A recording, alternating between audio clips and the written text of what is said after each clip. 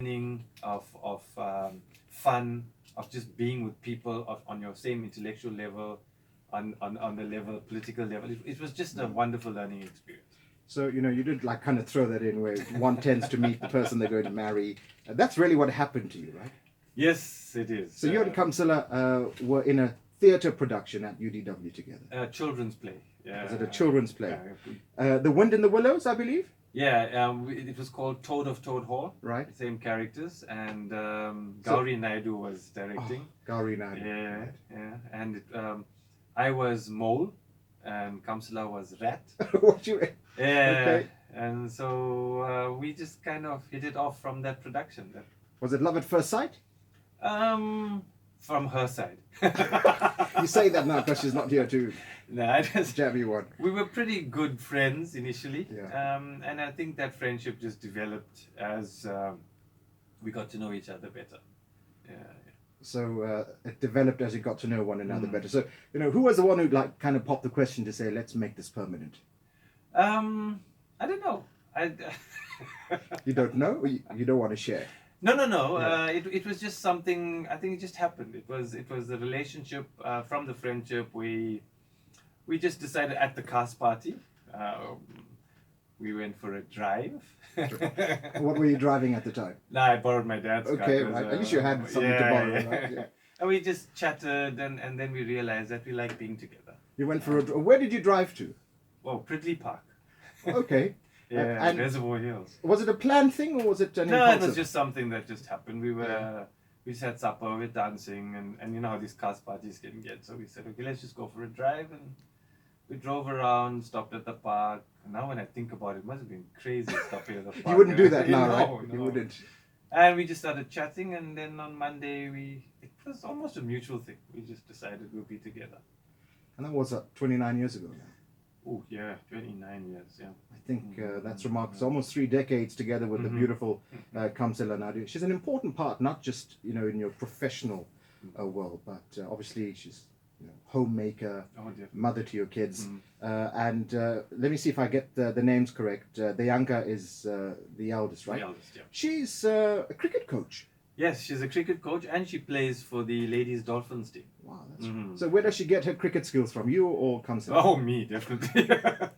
And then Yuvan, who's a dentist. Yes, he's in Msileni on the Natal North Coast. That's near Mozambican border. Yes, isn't it's it? only about 30 k's away from the border. And then the baby, and she must excuse me for saying that, but she's in matric this year, Nashka Naidoo. She's at Rich Park. That's correct. Which is a school that is close to your heart. Yes, that's where I taught for 17 years at Rich Park. So it's a wonderful institution. So before all this fame and popularity on stage, on screen, you were a teacher. We said this at the start of the show for 27 years. That's correct. Yeah. It's I think when we finished university, you had to think about what job you were going to do. And I think Kamsala and I took the easy route. We wanted a salary. We wanted to start a family. So we opted for teaching. And teaching gave us that weekend off, the holidays off, to spend with the kids. And then when Yugan Naidoo came up and said, right, let's start a theatre group, we jumped at it. And it was a wonderful move. Before all of that happened, right, you did leave South Africa for a short bit because family had immigrated to Australia and you decided to pack your bags and join. Yeah, my uncle was there, and he left in the early 70s. So my mum decided we'd all go, and we'd applied, and then we'd left. And I just met Kamsala there. So she was here, and I was there, and we were talking, and then I decided to come back. Hang on. So you were there, Australia.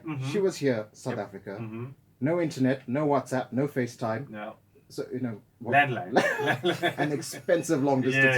Yeah. And a couple of letters. Yeah. And I remember landing here, and one of my friends was very good with numbers and stuff. You only left for 48 days. I said, well, the weird thing is when you leave South Africa, there's something that always pulls you back. People always say Africa has this pull on you, and you don't realize it until you do leave. And Australia, pardon me for saying this, but for me was bland. the theater wasn't as vibrant as what we have here. There was nothing really to hold me there. Well, Kamsala was here, but Right. it was just something that clicked. I want to get back, and then I came back and I did my honors in drama, and then we realized that we made for each other. Love is an amazing thing, right? I mean, We left my brothers there actually. So.